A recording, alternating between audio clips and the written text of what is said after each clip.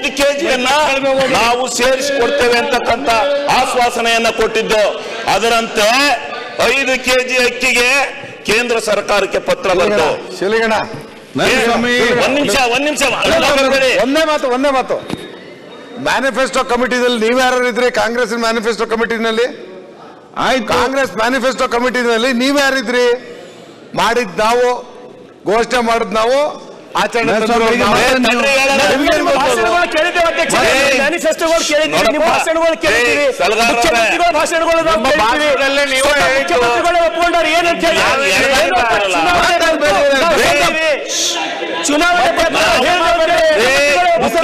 ನನಗೆ ಗೊತ್ತಿದೆ.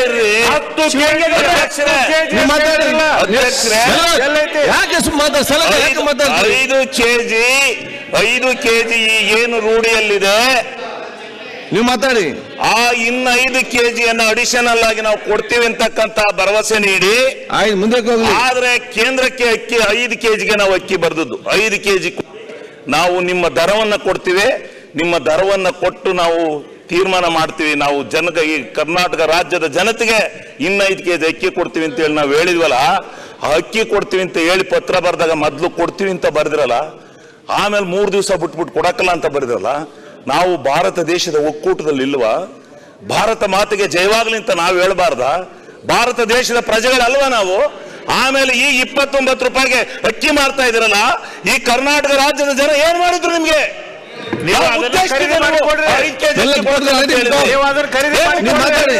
ನಾವೇನು ಈ ಒಕ್ಕೂಟ ವ್ಯವಸ್ಥೆನಲ್ಲಿ ಇಲ್ಲ ಅಂತ ತಿಳ್ಕೊಂಡಿದ್ದೀರಾ ಅಧ್ಯಕ್ಷರೇ? ತಿಳ್ಕೊಂಡಿದ್ದೀರಾ ನೀವು?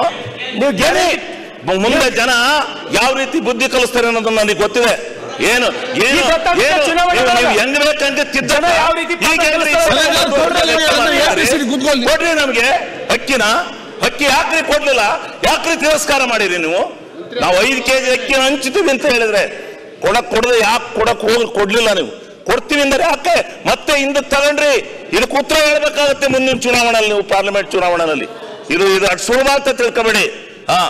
ಇದನ್ನ 5 ಕೆಜಿ ಅಕ್ಕಿನ ಒಂದು ಅದಕ್ಕೆ ನಮ್ಮ ಮುನಿಯಪ್ಪನವರು ಇವರೆಲ್ಲ ಸೇರಿ ಮುಖ್ಯಮಂತ್ರಿಗಳು ನಾವು ಕೊಡ್ತೀವಿ ಅಂತ ಮಾತು ಕೊಟ್ಟಿದ್ದೀವಿ.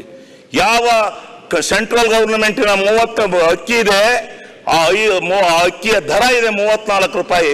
ಆ ದರವನ್ನೇ ಕೊಟ್ಬಿಡೋಣ ಅಂತೇಳಿ ಇವತ್ತು ನಾವು ಈ ರಾಜ್ಯದ ಜನತೆಗೆ ಕೊಡ್ತಾ ಇಲ್ಲ. ಈ ರಾಜ್ಯದ ಜನತೆಗೆ ಕೊಟ್ಟು ಜನ ಎಲ್ಲ ಸಂಪೂರ್ಣವಾಗಿ ದುಡ್ಡನ್ನ ತೆಗೆದುಕೊಂಡು ಹೋಗ್ತಾ ಇಲ್ಲ.